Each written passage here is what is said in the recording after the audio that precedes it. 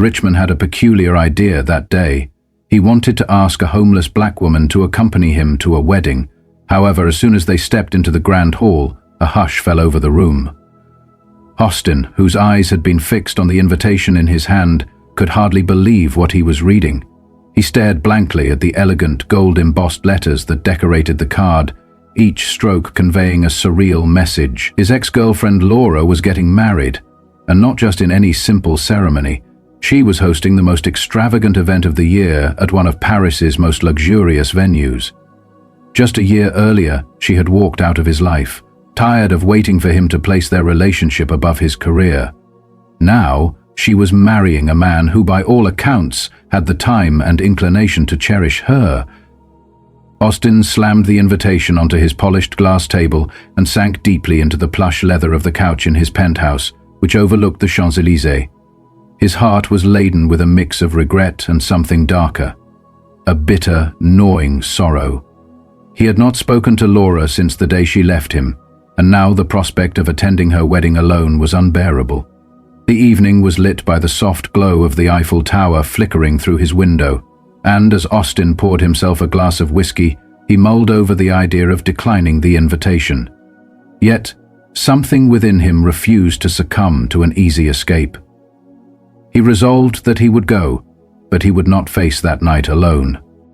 The next day, as Austin wandered aimlessly through the bustling Parisian streets, his eyes caught sight of a woman sitting on the steps of a modest cafe.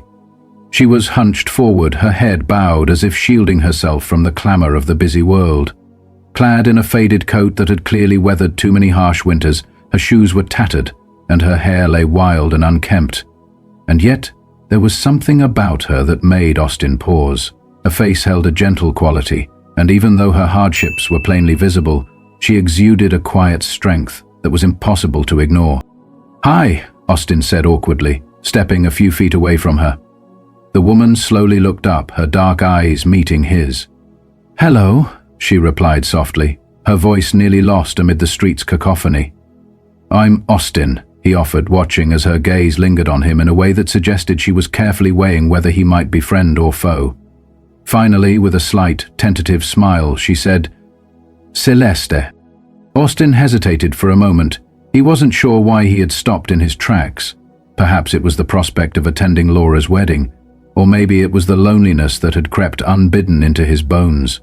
Whatever the reason, he found himself sitting down beside her on those cold stone steps. "Mind if I ask what brought you here?" he inquired, trying to keep his tone light and conversational. Celeste simply shrugged. "Life, I suppose. One bad thing after another," she said with a hint of resignation. Austin nodded, uncertain how to reply. Conversations with strangers were not his usual way of passing the time, especially not with someone who had clearly seen much hardship in life. Yet there was something in the quiet resilience of her voice that held him captive. After a long pause, Austin's voice dropped as he rubbed his temples, as if trying to gather his thoughts. "Look, this is going to sound insane," he began, his words measured carefully. "But would you come to a wedding with me?" For a moment, Celeste blinked, her expression flickering between confusion and suspicion. "You're serious?" she asked, her tone laced with disbelief. "I'll make sure you have something to wear. Something nice. It's my ex's wedding, and honestly, I don't want to go alone." Celeste said nothing further, instead fixing her gaze on Austin's face in search of any hint of mockery. Finding none, she let out a soft laugh. "I can't tell if this is the strangest thing that has ever happened to me or the kindest," she mused. "Maybe it's both." Austin's smile deepened. "But I mean it. Please come with me." After a moment's hesitation, Celeste nodded. "All right, why not?" The following day, Austin escorted Celeste to a boutique, a high-end establishment where the moment you stepped through the door, the sales staff's judgment was palpable. Celeste, in her worn-out clothes, immediately drew disdainful glances from the staff. Austin noticed, and for a fleeting second he regretted having brought her there. Yet when he caught her steady gaze, he realized she was not cowering or embarrassed. Instead, she walked in with her head held high, exuding a regal air and a sense of unshakable dignity that silenced even the sneers of the onlookers. Sensing that Austin was not a man to be trifled with, the staff eventually softened their attitude, offering Celeste a selection of dresses. As she stepped behind the curtain to try on a few options, Austin waited nearby, sipping a glass of water provided as a courtesy by the boutique. Hours later, Celeste emerged from the dressing room transformed. She now wore a flowing emerald gown that accentuated her figure in all the right places. Her dark hair was elegantly pulled back, and a makeup artist's subtle enhancements highlighted her natural beauty. It wasn't just that she looked different, she looked powerful, as if she had reclaimed a part of herself that life had nearly erased. Celeste stood before the mirror, her eyes widening in disbelief. "Is that really me?" she whispered. Austin smiled warmly. "Yes, it's you," he said. Meanwhile, the boutique staff, now thoroughly invested in her transformation, applauded quietly. Celeste's eyes, however, remained fixed on her reflection, and in that moment, Austin saw for the first time a glimpse of the woman she once had been, before life's harsh blows had knocked her down. "Thank you," she said softly, turning to Austin with sincere gratitude in her voice. "You deserve this," he replied, his words filled with genuine care. When the day of the wedding finally arrived, Austin pulled up to the grand venue with Celeste at his side. A mix of anticipation and anxiety churned within him as he looked upon the sprawling chateau nestled in the French countryside, a venue where the elite gathered to celebrate life's grandest occasions. As they stepped into the vast, ornate hall, heads turned, conversation ceased, and the entire room seemed to hold its breath. Celeste, now radiating confidence in her stunning gown, walked gracefully beside Austin as if she truly belonged there, her presence commanding attention despite the whispers of disapproval. At the far end of the room, Austin spotted Laura. She stood with her new husband, greeting guests with a wide, polished smile. Yet when her eyes landed on Austin and Celeste, her expression faltered.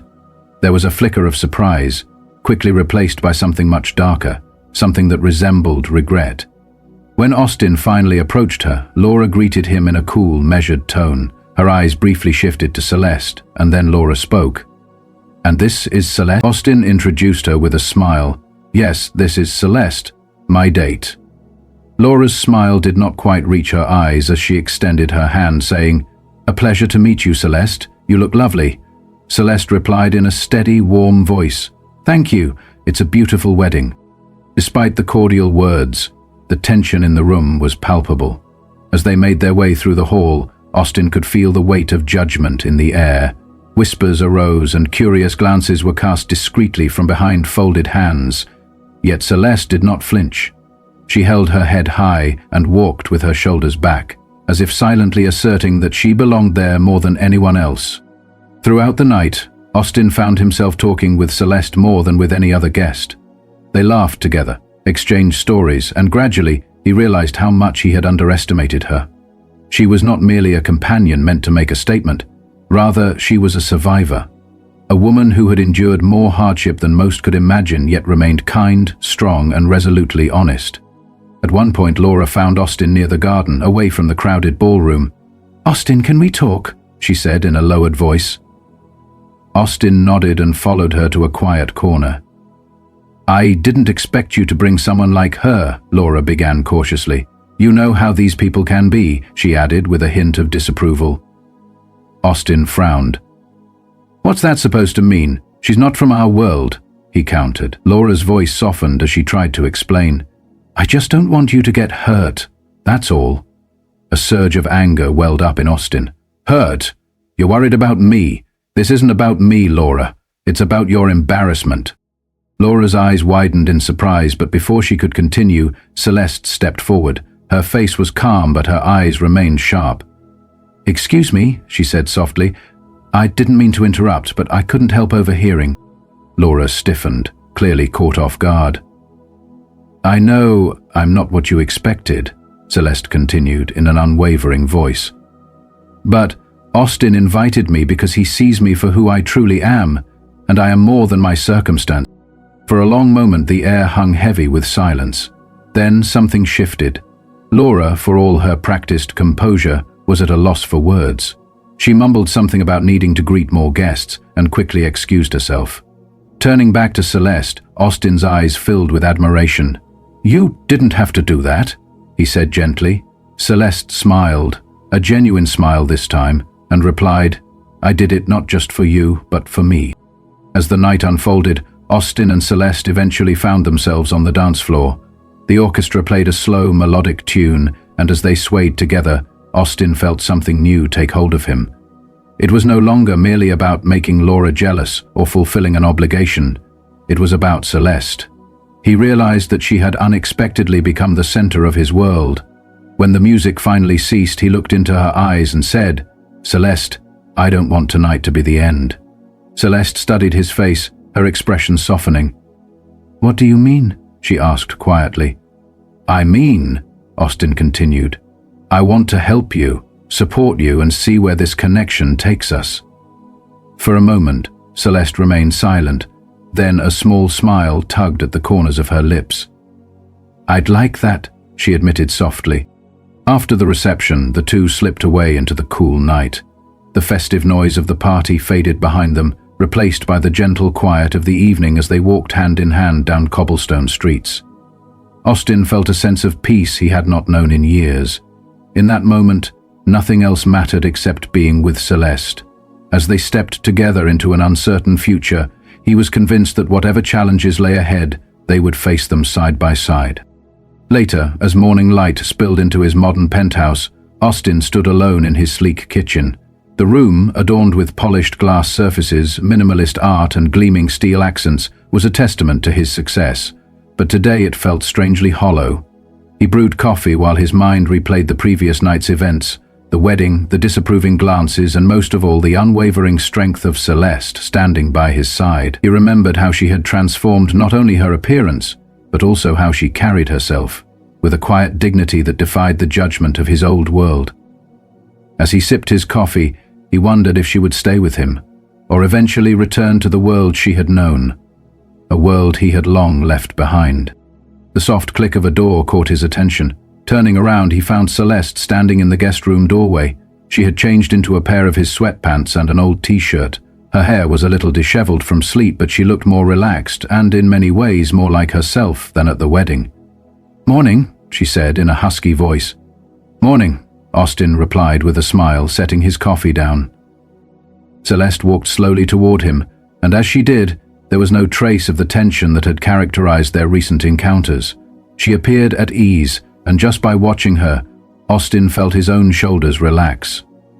He poured her a cup of coffee, which she accepted gratefully. Their eyes met briefly, and in that glance, Austin felt the full weight of everything that had transpired in recent days. The surprises, the unanticipated emotions, and the undeniable draw that had pulled him toward her from the very start. What had begun as a quest to overcome loneliness had evolved into something far deeper. It was no longer about Laura or superficial appearances, it was about Celeste, the woman who navigated life with quiet resilience.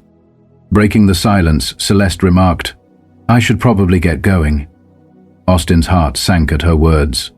"You don't have to," he offered. "If you want to stay, you're welcome." Celeste smiled, though it did not quite reach her eyes. "I appreciate that, but I need to figure some things out," she said softly. Austin nodded in understanding, even though he longed to ask her to stay longer, to explore where this connection might lead. He knew, however, that Celeste was not someone who could be easily tethered to his world, a world of wealth and privilege that was as much a part of him as it was a cage. "I understand," he replied gently, "but listen, I meant what I said last night.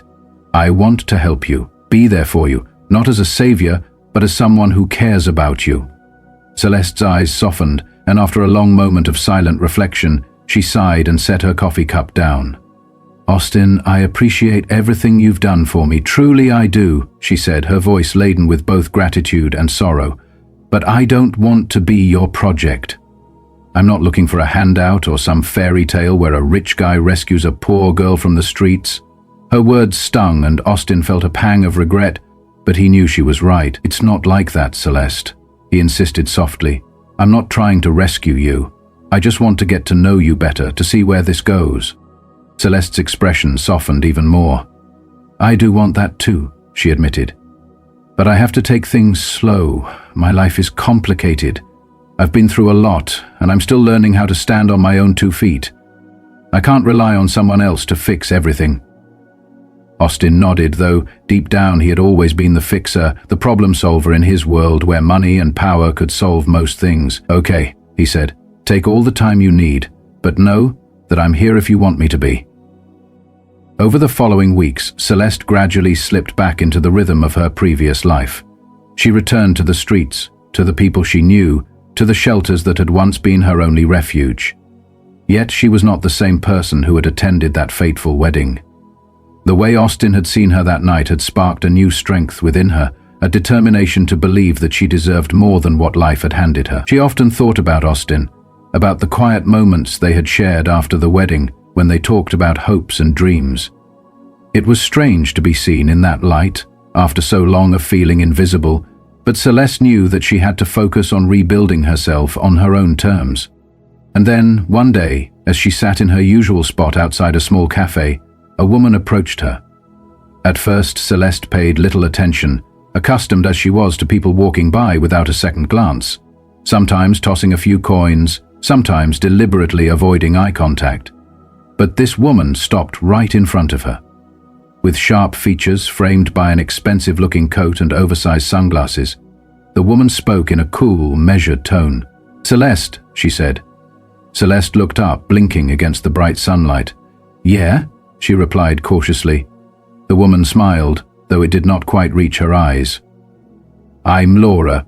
We met at the wedding." Celeste's heart skipped a beat. She had never expected to see Laura again, especially not like this. "Oh, I remember," she said hesitantly. "What are you doing here?" Laura took a seat beside Celeste on a nearby bench, crossing her legs elegantly. "I wanted to talk to you," she said in a low voice. Celeste felt a wave of unease. "What could you possibly want with me?" she asked, her tone cautious. Laura's voice lowered even further. "I know this is going to sound strange, but I need you to stay away from Austin." Celeste blinked, her mind reeling at the unexpected request. "What?" she managed to say. Laura leaned back slightly, her tone resolute. "Celeste, you don't belong in his world, you know that, and frankly I don't think you're good for him. You're a distraction. Austin's had so much on his plate since the wedding, and I truly don't believe you're helping." Anger bubbled up in Celeste, but she fought to keep her voice calm. "I'm not trying to hurt Austin. We're friends," she replied, though her words carried a note of defiance. Laura raised an eyebrow, her expression skeptical. "Friends? Let's be real, Celeste. You and I both know that's not going to work. He's from a world you can hardly begin to understand. And no offense, but you're not exactly his equal." Celeste clenched her fists, determined not to let Laura's words break her. "I don't need to be his equal," she said firmly. "Austin is his own person, and if he chooses to see me, that's his decision." Laura's smile turned cold and calculating. "I'm just trying to save you both a lot of trouble. You don't fit into his world, and he doesn't belong in yours. It's best if you walk away now, before things get messy." Celeste stood abruptly, her heart pounding fiercely. "I don't know what you're trying to do, but it's not going to work. I care about Austin, and I'm not going to walk away just because you think I'm not good enough for him." For a long moment, Laura's eyes narrowed, but she said nothing. Then she rose as well, adjusting her coat.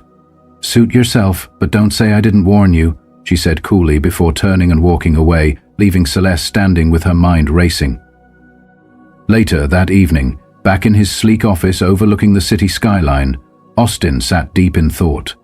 Through the floor-to-ceiling windows, he pondered how much he missed Celeste, her laughter, her strength, the way she saw the world with fresh eyes.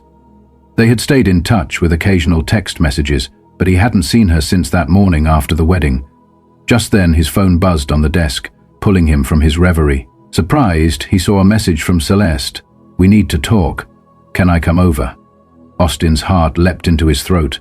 "Is something wrong?" he typed back quickly. "Of course, come whenever." An hour later, there was a knock at the door. Austin opened it to find Celeste standing there, looking tired but determined. He stepped aside and said, "Is everything okay?" as he closed the door behind her. Celeste did not answer immediately. Instead, she walked into the living room and paced for a moment before turning to face him. "Laura came to see me today," she said quietly. Austin's stomach sank. "What?" he managed to say, his voice low. "She told me to stay away from you," Celeste continued steadily, though her voice was laced with emotion. She said, "I'm not good enough for you, that I don't belong in your world." A surge of anger rose in Austin. "That's ridiculous," he snapped. "Celeste, listen to me. We're from completely different worlds, sure, but that doesn't mean you don't belong here. You belong wherever you want to be. I don't care about where you came from. I care about you." Celeste's eyes softened, though doubt still lingered. "But what if it doesn't work, Austin? What if she's right and this is all just some fantasy?" Austin reached out gently and took her hand in his. "It's not a fantasy, Celeste. This is real. Us. We can make this work. I believe it with all my heart." They stood in silence for a long moment, the weight of all that had happened hanging heavily between them. Finally, Celeste's voice, barely above a whisper, broke the quiet. "Okay, let's try." A smile of relief spread across Austin's face. In the weeks that followed, they began to navigate their new relationship, each day drawing them closer, while forcing them to confront the stark differences between their worlds. Celeste, who had spent so long fighting to survive on the streets, struggled to adjust to Austin's life of wealth and privilege. She endured the judgmental stares from his friends and the whispered assumptions about her background, as well as the presumption that she was with him only for his money. Yet, Austin remained steadfast in his support. He saw the strength in her, the kindness that had drawn him to her in the first place, and he refused to let anyone's opinions sway him. He was not concerned with her past, only with the future they could build together. One evening, as they sat together on the balcony of Austin's apartment with the city lights twinkling in the distance, Celeste leaned back in her chair and sipped a glass of wine. "Sometimes, I can't believe this is my life," she said softly. "A few months ago I was on the streets, wondering if I'd ever have a future, and now I'm here with you." Austin reached over and gently took her hand. "You deserve this, Celeste. You deserve everything," he said. Celeste offered a tentative smile, though there was a hint of sadness in her eyes. "I'm not sure if I believe that yet, but I'm trying." "You don't have to believe it right now," Austin replied softly. "I'll believe it for both of us until you can see it for yourself." Yet as they began to find their footing, the world around them started to push back. The whispers grew louder and the judgment became more palpable. Austin's old friends began to distance themselves, unwilling to accept Celeste into their circle. His colleagues cast subtle, disapproving glances, questioning his choices, and even his family, who had always been supportive, began to express concerns. "You're making a mistake," his brother had said one evening over drinks. "She's not like us, Austin. You're setting yourself up for disappointment." Austin had bristled at those words, yet deep down he sensed that many believed Celeste wasn't good enough for him. Worse, he feared that Celeste might start to believe it too. One night, as they lay together in bed, Celeste turned to him in the darkness. "Austin, what if this doesn't work? What if everyone else is right?" Austin sat up and looked down at her. "They're not right, Celeste," he murmured. "They don't know you like I do, and maybe they don't need to." Celeste's voice was thick with emotion as she replied, "Maybe this was always going to end in heartbreak." Austin's heart ached at her words, but he refused to let her give up. "No," he said firmly, "we can make this work. We just have to believe in us, not in what everyone else thinks." Celeste nodded slowly, though the doubt lingered in her eyes. And so, despite the mounting pressures, they continued to fight against a world that sought to keep them apart, determined to build something real despite the odds. As the days turned into weeks, Austin and Celeste faced countless challenges. Their every day felt like a test of their resilience, both individually and as a couple. Celeste, despite her best efforts, could not ignore the stares, the whispers, and the subtle yet cutting remarks from those entrenched in Austin's world. Comments came in hushed tones, disguised as offhand remarks. "Isn't it refreshing how people from different walks of life can find each other?" one of Austin's business partners remarked at a dinner party, his wife nodding knowingly. Another guest laughed a little too loudly, adding, "It's like a modern fairy tale, isn't it? Rags to riches, right?" Celeste managed a polite smile as she gripped her fork a little tighter than necessary. Austin, ever supportive, squeezed her hand under the table in a silent gesture of solidarity.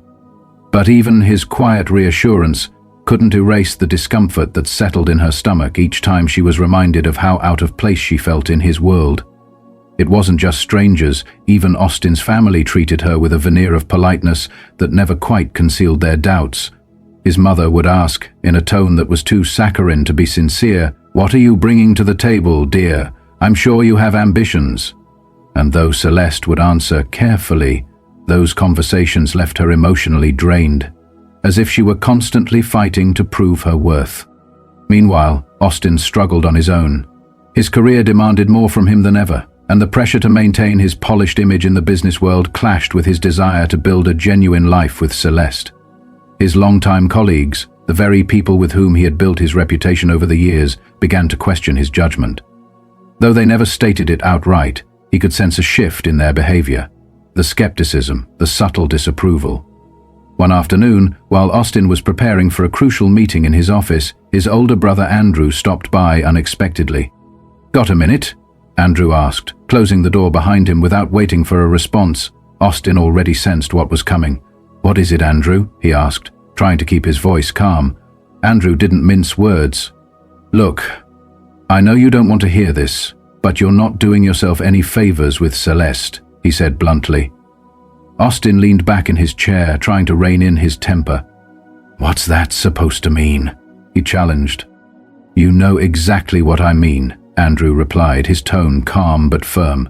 "You're jeopardizing everything you've built by dragging her into your life. People are talking and it's not good." Austin's jaw tightened. "I don't care what people say," he retorted. "Maybe you should," Andrew countered. "This isn't about love or feelings, Austin. It's about your career, your reputation, the world you're in. Our world doesn't take kindly to outsiders, especially not ones like her." Austin's voice grew louder. "What the hell does that mean, Andrew?" he demanded. Andrew raised his hands in a placating gesture. "I'm just being realistic, Austin.